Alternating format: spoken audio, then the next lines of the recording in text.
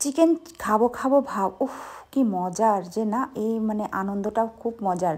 তো যাই হোক, আমি আগের দিনই ভেবে রেখেছিলাম চিকেন খাবো। তো সকাল সকাল ঘুম থেকে উঠে সব কাজকর্ম শেষ করে ব্যাগ নিয়ে চলে গেলাম বাজারে।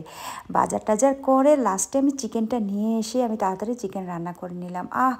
উফ কি বলবো, যখন কষাচ্ছিলাম না, আমার পুরোনো দিনকালের কথা মনে পড়ছিল। আর মার হাতে সেই চিকেন হয় না আমাদের হাতে, তবুও কি করবো, উপায় নেই, খেতে তো হবে।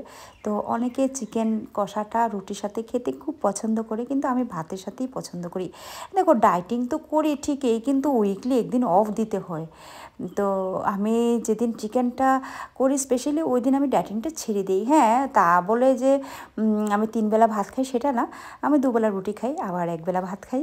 ঠিক আছে, আমি আগে তো 3 বেলা ভাত ছাড়া আমি থাকতেই পারতাম না, কিন্তু এখন আমি 1 বেলা। আগে আমি সকালবেলা উঠেই আমি কখন ভাত খাবো মানে এমন একটা টেন্ডেন্সি। এখনই যত বয়স বাড়ছে তো ভাতের প্রতি নেশাটাও চলে যাচ্ছে, আর ভাতটা খেলে একটু শরীরটাও ভারী হয়ে যায়।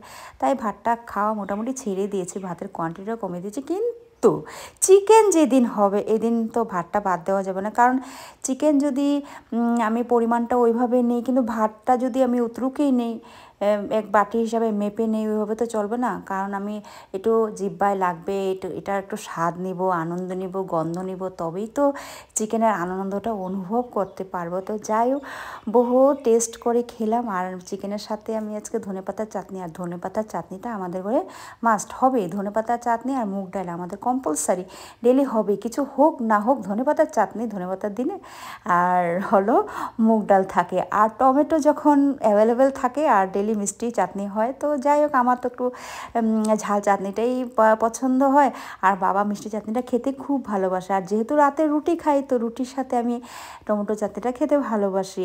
আর ওই যে সবজি বললাম না, সবজি দিয়ে আমি একদমই পছন্দ করি না।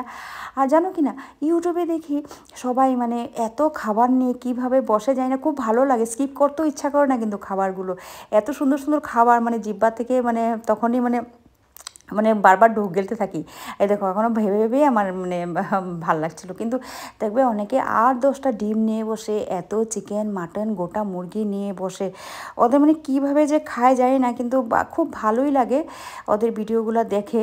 কিন্তু জানি না, আমাদের এই ভাবনাটা ভাবনাই থেকে যাবে। অনেকবার ভাবি যে আমি আর নীলিমা দিয়ে এইভাবে খাবার অনেক কিছু 8-10টা ডিম নিয়ে বসবো। তো একদিন ওর সাথে আলোচনা করছিলাম, চল আমরা ডিমের একটা কম্পিটিশন করবো। তো ও বলে এই ডিমের কথাটা ভেবে ভেবে আমার সেটা মাতাল মাতাল করছে, কারণ আমরা এতগুলো একসাথে খেতে পারবো না।